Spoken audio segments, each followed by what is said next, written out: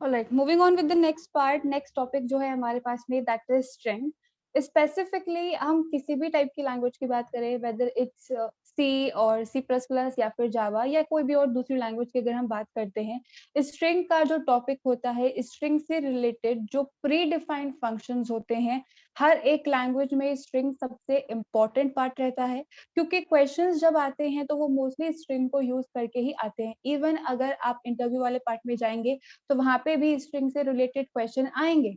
Array होगा लेकिन strings का एरे होगा, तो इस टॉपिक की थरली प्रैक्टिस करना एग्जाम पॉइंट ऑफ व्यू से भी एज वेल एज फ्यूचर के अकॉर्डिंग भी, क्योंकि इंटरव्यूज में इससे रिलेटेड क्वेश्चन आते हैं।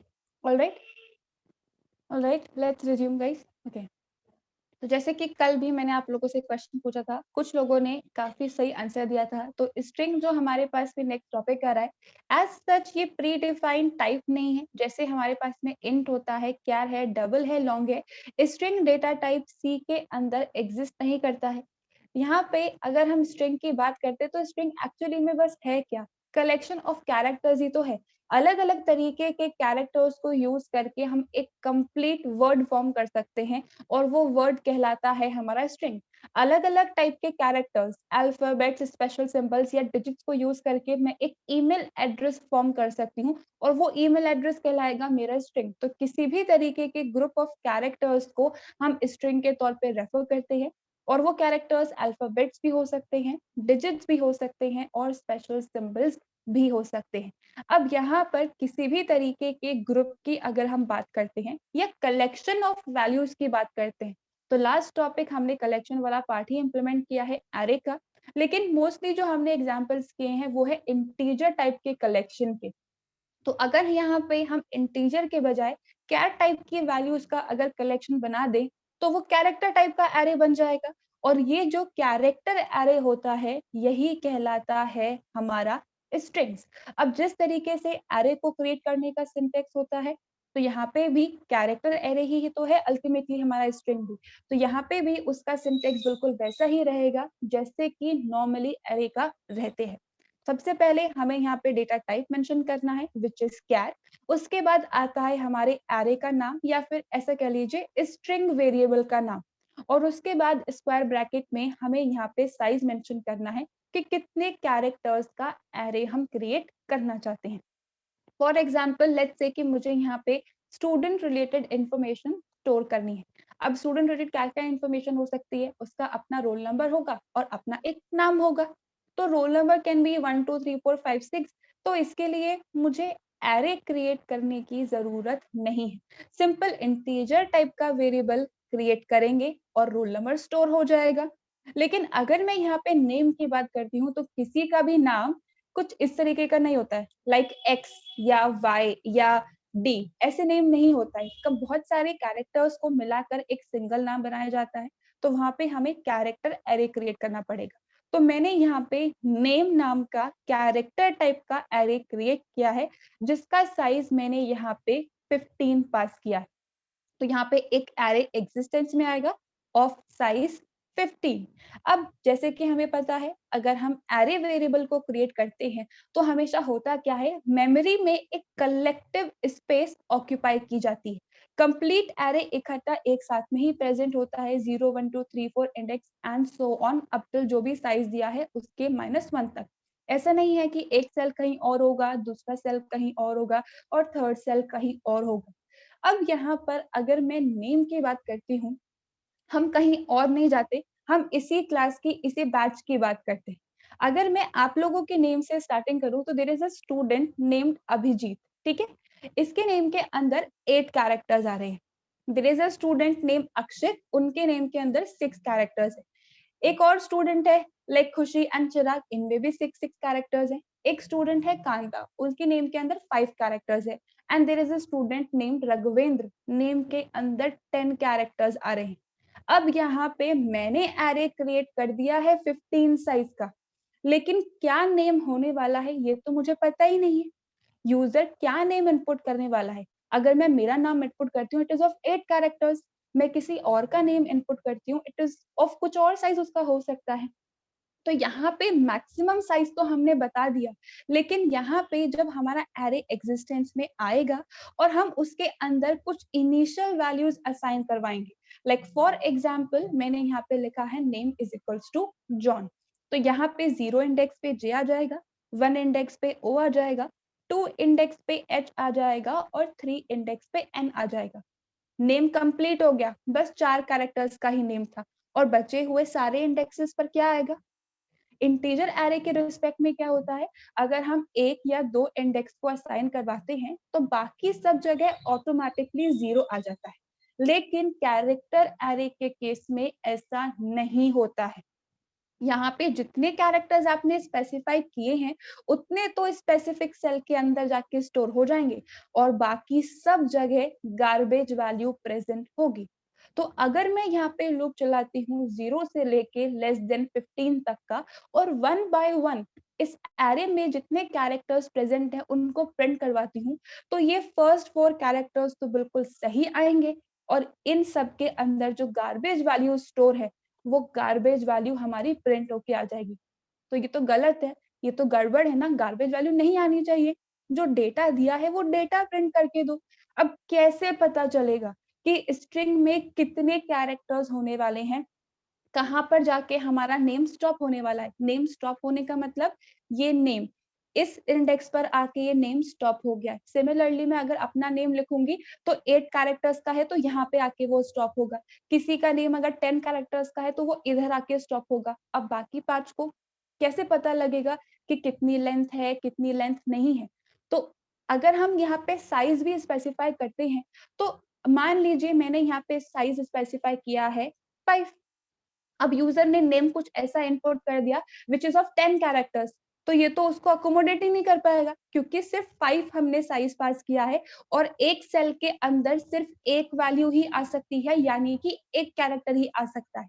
तो यहाँ पे जब भी हम स्ट्रिंग्स को क्रिएट करते हैं, strings are always terminated by a null character. Null character यानी कि बैकस्लैश, ठीक है, एंड 0, जिसका ASCII कोड होता है हमारे पास में 0। जहां पे भी पूरे कैरेक्टर एरे के अंदर हमें ये नल कैरेक्टर देखने को मिल जाए, इसका मतलब हमारी स्ट्रिंग ओवर हो गई है। तो अब 0 से लेके लेस देन 15 तक का नहीं, बल्कि हम 0 से वहां तक का लूप चलाते हैं जब तक हमें ये नल कैरेक्टर नहीं मिल जाता। जहां पे भी नल कैरेक्टर मिला है मतलब हमारा स्ट्रिंग ओवर हो गया है। लाइक फॉर एग्जाम्पल अगर मैं जॉन नेम की बात करती हूँ तो JOHN, अब यहाँ पे आ गया बैकस्लैश और 0, इसका मतलब ये है कि हमारी जो स्ट्रिंग है वो बस यहीं तक है, एन तक है। आगे इसके अंदर कुछ भी डमी वैल्यू या गार्बेज वैल्यू हो, हमें कोई मतलब नहीं। तो string is a type of an character array, लेकिन इसका जो एक्चुअल डेफिनेशन बनेगा वो कुछ इस तरीके का होगा, that strings are an array of characters terminated by null character. अब यहाँ पे अगर हम इसे टर्मिनेट नहीं करेंगे, इस बैकस्लैश 0 को प्लेस नहीं करेंगे, तो हमें कभी भी नहीं पता चलेगा कि हमारी स्ट्रिंग कहाँ पर खत्म हो रही है और हमारी स्क्रीन पर गार्बेज वैल्यू प्रिंट होके आ जाएगी। तो हम यहाँ पे इंटीजर के केस पे ये काम में नहीं लेते थे, क्योंकि फिक्स लेंथ होती थी 10 नंबर्स यूजर को इनपुट करने ही करने हैं, उससे रिलेटेड काम करवाना है। अब यहाँ पे नेम 15 दिया है, लेकिन सबका अपना नाम है और वो कुछ भी हो सकता है। उस केस में हमें नहीं पता कितनी लेंथ होगी, तो वहां पर जैसे ही यूजर अपना एंटायर नेम इनपुट कर देगा, उसके बाद हम /0 को प्लेस कर देंगे। और ये जो /0 है ये इस एरे के साइज के अंदर ही इंक्लूड होता है। यानी कि अगर मैं सपोज मैं यहाँ पे नेम लिखती हूँ जॉन विक, ठीक है, तो JOHN इधर आएगा, WIC और K इधर आएगा, और उसके बाद आएगा यहाँ पे /0, यानी कि यहाँ पर हमारी स्ट्रिंग ओवर हो गई है, तो इधर से लेके इधर तक का हमारा लूप चलेगा। बाकी 5 इंडेक्सेस के लिए हमारा लूप नहीं चलने वाला। इस तरीके से यहाँ पे स्ट्रिंग्स क्रिएट होती हैं। तो यहाँ पे जो /0 है ये हमारा एक तरीके का स्ट्रिंग टर्मिनेशन कैरेक्टर है, जिसे हम नल कैरेक्टर कहते हैं, विच इज रिप्रेजेंटेड बाय /0, और इसका ASCII कोड भी 0 ही होता है। कैसे क्रिएट करते हैं, कैसे ये काम करेगा वो हम आगे देख रहे हैं सिंटेक्स विद एग्जांपल। इतनी कहानी में किसी को कुछ कंफ्यूजन है देन प्लीज रेज हैंड।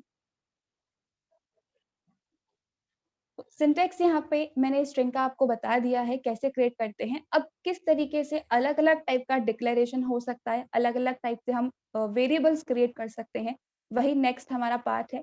देखिए यहाँ पे अगर हमें यूजर से इनपुट लेके काम करवाना हो तो हम सिंपली क्या करेंगे, एक एरे को डिक्लेयर कर देंगे और बाद में स्कैनफ की हेल्प से इनपुट लेंगे और फिर काम करवाएंगे। तो सिंपली अगर हमें यहाँ पे कैरेक्टर एरे का डिक्लेरेशन करना हो तो कैर सेम वही और हमारे एरे वेरिएबल का नाम और स्क्वायर ब्रैकेट के अंदर साइज। तो यहाँ पे नेम नाम का कैरेक्टर एरे मैंने क्रिएट किया है जिसका साइज 10 है। ठीक है, अब इस वाले पार्ट को सब लोग ध्यान से समझना कि कैसे काम कर रहा है। यहाँ पे मैंने एरे को डिक्लेयर भी किया है और उसे इनिशियलाइज भी किया है। अब यहाँ पे मुझे जो नाम स्टोर करना है दैट इज जॉन। अब जॉन का टोटल लेंथ कितना है, 4। ठीक है, तो यहाँ पे आपने मान लीजिए साइज दे दिया है 4, अभी मैंने यहाँ पे 5 दिया है। तो यहाँ पे अगर आप साइज 4 दे दोगे क्योंकि आपको सिर्फ 4 कैरेक्टर ही स्टोर करनी है तो फिर यहाँ पे गड़बड़ हो जाएगी। क्यों गड़बड़ हो जाएगी, क्योंकि हमें क्या करना है, इस एरे के अंदर \0 भी लिखना है, तभी तो पता पड़ेगा कि स्ट्रिंग हमारी कहाँ पे खत्म हो रही है। तो ये 0 इंडेक्स, ये 1 इंडेक्स, ये 2, ये 3 और ये 4, इन टोटल हमारे पास में 5 एलिमेंट्स है। तो फिर स्टेटमेंट के अंदर हमारे पास में एरर आता है। तो जितने भी एलिमेंट्स या जितने भी कैरेक्टर्स हमें एक एरे के अंदर स्टोर करवाने हैं उसका +1 साइज का एरे हमें क्रिएट करना होता है, क्योंकि एक जो इंडेक्स है वो ये नल कैरेक्टर भी ऑक्यूपाई करता है। अब साइज यहाँ पे 4 दे रखा है और इनिशियलाइजेशन के अंदर 5 वैल्यूज मैंने दे रखी है, तो साइज से ज्यादा वैल्यू देंगे तो ऑब्वियसली एरर ही आएगा। तो यहाँ पे ये चीज आपको ध्यान रखनी है। अगर आप यहाँ पे डिक्लेरेशन के साथ साथ इनिशियलाइजेशन करते हो और तो यहाँ पे मान लेते हैं कि फिक्स है 4 कैरेक्टर्स का ही नेम है, इससे ज्यादा कभी कुछ हो ही नहीं सकता, तो यहाँ पे हम साइज 4 नहीं बल्कि 5 मेंशन करेंगे क्योंकि एक होता है हमारे नल कैरेक्टर के लिए। तो कैर नेम 5 JOHN एंड \0। अब यहाँ पे सारे कैरेक्टर्स हैं। इनिशियलाइजेशन के लिए कर्ली ब्रैकेट के अंदर कॉमा सेपरेटेड वैल्यू हमें पास करनी है और सारी वैल्यूज आएंगी सिंगल कोट्स के अंदर। डबल कोट्स के अंदर कैरेक्टर को नहीं लिखा जाता है। यहाँ पे अलग अलग कैरेक्टर मिलके एक स्ट्रिंग बना रहे हैं, लेकिन इंडिविजुअली अगर इंडेक्स वाइज की हम बात करेंगे तो वो अपने आप में सिर्फ एक कैरेक्टर है। तो हमेशा इनिशियलाइजेशन करवाते टाइम अगर इंडिविजुअल कैरेक्टर्स हम पास कर रहे हैं तो वो हमेशा सिंगल कोट्स के अंदर ही आएंगे। अब इसी का ही एक और एग्जांपल, लेट्स से कि मुझे यहाँ पे एक सिटी नाम का वेरिएबल क्रिएट करना है जो कि स्ट्रिंग को होल्ड करेगा। मतलब मुझे क्या करना है, सिटी नेम का एक कैरेक्टर एरे क्रिएट करना पड़ेगा। अब क्या स्टोर करना है उसके अंदर, मुझे न्यूयॉर्क एज अ वैल्यू उसके अंदर स्टोर करवाना है। अब यहाँ पे अगर हम न्यूयॉर्क की बात करते हैं तो टोटल जो कैरेक्टर्स है इसमें दैट इज 7, ये 3 ये 4, इट बिकम 7। अब यहाँ पे न्यूयॉर्क के बीच में एक स्पेस भी है, तो 7 + 1 हो गया 8 कैरेक्टर्स। अब एक और मुझे यहाँ पे इंक्रीमेंट करना पड़ेगा टोटल लेंथ के अंदर क्योंकि मुझे नल कैरेक्टर भी स्टोर करवाना है। तो अगर मुझे न्यूयॉर्क को सक्सेसफुली मेरे सिटी नाम के एरे के अंदर स्टोर करवाना है तो जो total number of indexes, total number of cells की मुझे रिक्वायरमेंट होगी that will be 9। 1 for null character, 1 for space and 7 for New York, that is 9। तो यहाँ पे char city 9 is equals to, अब यहाँ पे मैंने सारे कैरेक्टर्स स्पेस से सेपरेटेड स्पेसिफाई कर दिए, n, e, w, space, y, o, r, k and end में /0। तो अब यहाँ पे हमारे पास में न्यूयॉर्क सक्सेसफुली इस एरे के अंदर स्टोर हो गया है।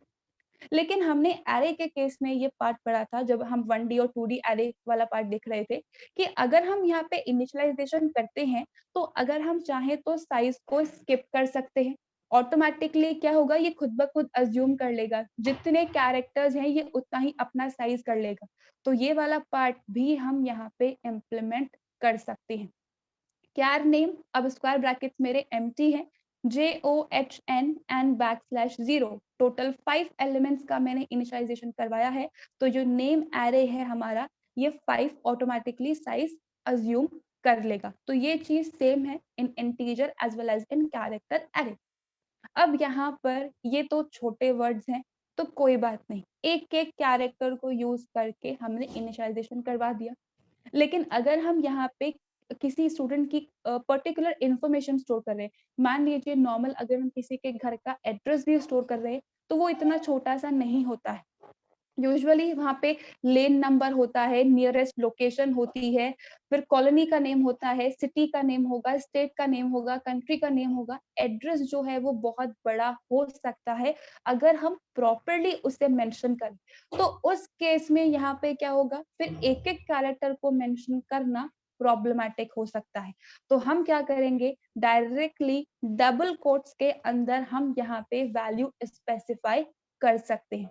अब उसे लिखने का तरीका क्या है, कंसेप्ट सेम रहेगा, हमारे डेटा टाइप का नाम फॉलोड बाय एरे वेरिएबल का नाम। अब हमें नहीं पता है कि कितनी वैल्यूज आ सकती हैं, जब इनिशियलाइजेशन हो तो ऑटोमेटिकली खुद ब खुद कंपाइलर एज्यूम कर ले। तो empty curly braces followed by equals to का सिंबल एंड डबल कोट्स के अंदर यहाँ पे जो नेम मुझे असाइन करवाना है दैट इज जॉन। अब अभी हमने ये कंसेप्ट देखा है that strings are always terminated by null character, और यहाँ पे तो मैंने मेंशन ही नहीं किया। तो अगर हम कुछ इस तरीके का इनिशियलाइजेशन करवाते हैं कैरेक्टर बाय कैरेक्टर हर एक इंडेक्स पे, तो यहाँ पे हमें /0 मेंशन करना पड़ता है। लेकिन अगर हम डबल कोट्स को यूज करके कंप्लीट वर्ड असाइन करवा रहे हैं, तो फिर कंपाइलर क्या करता है, ऑटोमेटिकली इस एन के बाद वो /0 को इंसर्ट कर देगा और हमारा जो नेम एरे है 5 उसका साइज क्रिएट कर देगा। तो यूजुअली जब हम स्ट्रिंग वाला पार्ट इम्प्लीमेंट करेंगे तो कुछ इसी तरीके की वर्किंग होगी। सिर्फ एक या दो एग्जांपल के अंदर हम ये वाला पार्ट करने वाले हैं। तो अगर डबल कोट्स को यूज करके इनिशियलाइजेशन करवाया गया है, तो /0 कंपाइलर ऑटोमेटिकली इसके बाद इंसर्ट कर देता है और उसके बाद इस एरे का साइज डिसाइड हो जाता है। So these are the ways in which you can create, that is declare and initialize a string variable. So the very first program जो है हमारा string का, हमें सिर्फ यहाँ पे करना क्या है, एक string को create करना है और उसे display करवाना है। अब यहाँ पर जो string हमें create करने के लिए कहा गया है, ऐसा कुछ नहीं बोला है कि यूजर से इनपुट लेके काम करवाना है, सिंपली बोला एक string को create करके display करवाओ। तो हम क्या कर सकते हैं, डायरेक्टली इसे डिक्लेरेशन के साथ साथ इनिशियलाइज करवा के भी काम करवा सकते हैं। तो अब यहाँ पे सबसे पहले void main, सेम वही कंसेप्ट, उसके बाद हमारी वेरिएबल डिक्लेरेशन। तो कैर टाइप का एक एरे मैंने क्रिएट किया है नेम नाम का, जिसका साइज मैंने यहाँ पे 10 रखा है और इसे मैंने यहाँ पे इनिशियलाइज भी करवा दिया है। जो नेम मैंने यहाँ पे स्टोर करवाया है दैट इज आर्यन। अब ARYAN कॉमा सेपरेटेड और सिंगल कोट्स के अंदर, और उस एंड में हमारा नल कैरेक्टर, ये बताने के लिए कि स्ट्रिंग यहाँ पे ओवर हो चुकी है। अब देखिए ये 0 1 2 3 4 और ये 5th इंडेक्स तक सारी चीजें ऑक्यूपाई हो गई हैं। 6 7 8 और 9 जो हमारे इंडेक्स होंगे, फिर वहां पर हमारे पास में गार्बेज वैल्यू आएगी। ठीक है, अब यहाँ पे एरे है और 1 बाय 1 कैरेक्टर को प्रिंट करवाना है, तो लूपिंग इंप्लीमेंट करनी पड़ेगी। लूपिंग के लिए काउंटर वेरिएबल की रिक्वायरमेंट है और काउंटर वेरिएबल तो हमेशा हमारा इन टाइप का ही होता है। तो यहाँ पे नेक्स्ट मैंने लिखा है int i, ताकि हर एक एलिमेंट पर हम सिंपली आइटरेशन करवा सके। अब यहाँ पर CLR SCR, उसके बाद for I is equals to 0, I less than 10, क्योंकि ये हमारा एरे का साइज है, एंड I प्लस प्लस। अब यहाँ पे 1 बाय 1 अगर मुझे कैरेक्टर को प्रिंट करना हो, देखिए अल्टीमेटली जो हमारी वैल्यूज हैं वो कैर टाइप की हैं, तो इंटीजर टाइप की वैल्यूज को प्रिंट करवाने के लिए %d होता है, फ्लोट के लिए %f होता है, और कैरेक्टर टाइप की वैल्यूज के लिए हमारे पास में जो फॉर्मेट स्पेसिफायर है दैट इज %c।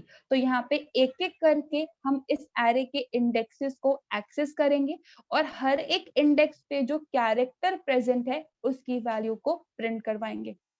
तो %c comma name of i। अब सबसे पहले i की वैल्यू 0 होगी, तो इस नेम के 0 इंडेक्स पे क्या प्रेजेंट है, a प्रेजेंट है, तो a हमारे पास में आउटपुट के तौर पे आ जाएगा। i का इंक्रीमेंट हुआ, द वैल्यू बिकम्स 1। नेम के फर्स्ट इंडेक्स पे क्या है, आर है, तो ये आर प्रिंट हो जाएगा। फिर से इंक्रीमेंट, आई की वैल्यू बिकम्स 2, सेकेंड इंडेक्स पे वाई है, same goes for the third index as well and same goes for the fourth index as well.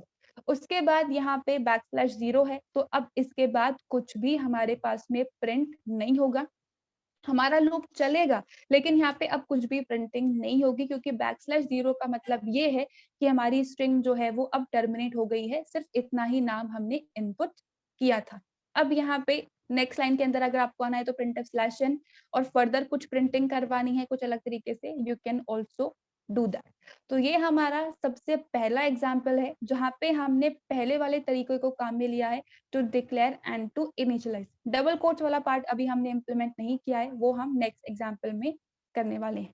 लेकिन पहले अगर इस एग्जाम्पल में किसी को कंफ्यूजन है तो आप लोग पूछ लीजिए।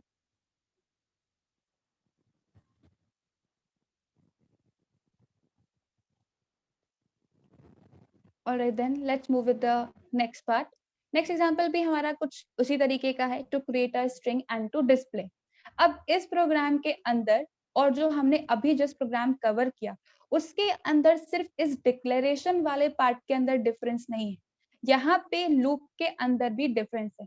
देखिए यहाँ पे 0 से लेके लेस देन 10 तक का मैंने लूप चलाया है, यानी कि 10 टाइम्स हमारा लूप चलने वाला है। आपकी स्ट्रिंग टर्मिनेट हो गई है, दैट इज आर प्रॉब्लम, लेकिन यहाँ पे लूप की जो कंडीशन है वो लेस देन 10 तक है, तो हमारा जो लूप है वो 10 टाइम्स चलने वाला है। सिर्फ 5 कैरेक्टर्स यहाँ पे हमने स्टोर करवाए हैं, लेकिन लूप हमारा 10 टाइम्स चलेगा। क्यों? क्योंकि कंडीशन यहाँ पे ट्रू हो रही है। तो अब यहाँ पे मल्टीपल टाइम्स लूप नहीं चले। क्यों बेवजह लूप चले? टाइम ज्यादा कंज्यूम हो रहा है, फटाफट से प्रोग्राम काम करना चाहिए। तो यूजुअली जब भी लूप चला के हम कैरेक्टर एरे को प्रिंट करवाते हैं तो हम इस सिंटेक्स को फॉलो नहीं करते। इसका ऑल्टरनेट सोल्यूशन जो कि हमने इस प्रोग्राम में लिखा है, हम उसको काम में लेते हैं। तो यहाँ पे डिक्लेरेशन में भी थोड़ा सा डिफरेंस है और प्रिंटिंग में भी थोड़ा सा डिफरेंस है। देखिए सेम वही प्रोग्राम है, to create a string and to display void main followed by curly braces open and close। अब सबसे पहले मैंने यहाँ पे सेम वही नेम नाम का कैरेक्टर एरे क्रिएट किया है जिसका साइज है 10। अब यहाँ पर मैंने डबल कोट्स के अंदर डायरेक्टली नेम स्पेसिफाई कर दिया है आर्यन। सेम वही चीज है, बस वहाँ पे अलग अलग सिंगल कोट्स के अंदर मैंने स्पेसिफाई किया था और यहाँ पे मैंने साइज के साथ में डबल कोट्स दे दिया है। चाहे तो आप इसे स्किप भी कर सकते हैं, कोई प्रॉब्लम नहीं आएगी, ऑटोमेटिकली वो साइज अज्यूम कर लेगा। लेकिन मैंने यहाँ पे 10 प्रोवाइड करवा दिया, तो होगा क्या, 0 1 2 3 4 और 5th इंडेक्स पे /0 कंपाइलर ऑटोमेटिकली इंसर्ट कर देगा। अब लूपिंग चला के हमें प्रिंट करवाना है, तो इंट आई मैंने काउंटर वेरिएबल क्रिएट कर लिया, फॉलोड बाय CLR STR। अब यहाँ पे हमारा लूप चलने वाला है for i is equals to 0। सिर्फ 5 कैरेक्टर्स हैं तो सिर्फ 5 बार ही लूप चलना चाहिए, तो इसीलिए अब हम यहाँ पे लेस देन 10 को काम में नहीं लेंगे। कंडीशन देखिए थोड़ी सी चेंज हो गई है, name of i is not equals to /0। इसका मतलब क्या है, जब तक हमारे एरे के अंदर हर एक इंडेक्स पे वैल्यू /0 के बराबर नहीं है तब तक ये लूप चलना चाहिए। तो a/0 के बराबर नहीं है, r/0 के बराबर नहीं है, y, a और n भी /0 के बराबर नहीं है। जब हम इस n के बाद नेक्स्ट इंक्रीमेंट करके नेक्स्ट इंडेक्स पे शिफ्ट होंगे तब ये /0 हमें मिलेगा। /0 नॉट इक्वल्स टू /0, उस केस पे कंडीशन फॉल्स हो जाएगी और हमारा लूप कंप्लीटली एग्जीक्यूट हो जाएगा। तो 10 एलिमेंट्स का एरे हमने क्रिएट किया है, लेकिन जो हमारा लूप है वो सिर्फ 5 टाइम्स ही चला है, 6 टाइम पे कंडीशन जो है वो फॉल्स हो गई है। तो कैरेक्टर एरे को प्रिंट करवाने के लिए हम i लेस देन 10 नहीं बल्कि कुछ इस तरीके की कंडीशन मेंशन करते हैं। जब तक हमारे एरे एलिमेंट्स इस /0 के बराबर नहीं हो जाते तब तक लूप चलाते रहो और कैरेक्टर को प्रिंट करवाते रहो। तो 0 इंडेक्स से ये स्टार्ट होगा। नेम के 0 इंडेक्स पे कैपिटल A है और कैपिटल A /0 के बराबर नहीं है, condition true. printf%c name of i, तो यहाँ पे कैपिटल A हमारे पास में प्रिंट हो जाएगा। i का increment, the value becomes 1। Name का फर्स्ट इंडेक्स r है and r not equals to /0। Of course condition true है, r /0 के बराबर नहीं होता है। फिर से यहाँ पे कैरेक्टर हमारे पास में प्रिंट हो जाएगा।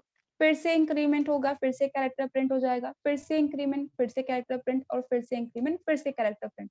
अब जब एक और बार इंक्रीमेंट होगा और हम यहाँ पे इस इंडेक्स पे पहुंच जाएंगे, तो यहाँ पर /0 प्रेजेंट है, /0 नॉट इक्वल्स टू /0, इस पॉइंट पर आके कंडीशन फॉल्स होगी और अब हमारा लूप का जो एग्जीक्यूशन है वो रुक जाएगा। तो यहाँ पे अगर हमें एफिशिएंटली प्रोग्राम को या स्ट्रिंग को प्रिंट करवाना है तो कुछ इस तरीके की कंडीशन हमें यहाँ पे मेंशन करनी होती है। इसका भी एक और शॉर्ट वर्जन है, नेक्स्ट एग्जाम्पल में हम लोग करेंगे इम्प्लीमेंट, पर इस वाले पार्ट में अगर किसी को कुछ प्रॉब्लम है देन प्लीज डू आस्क।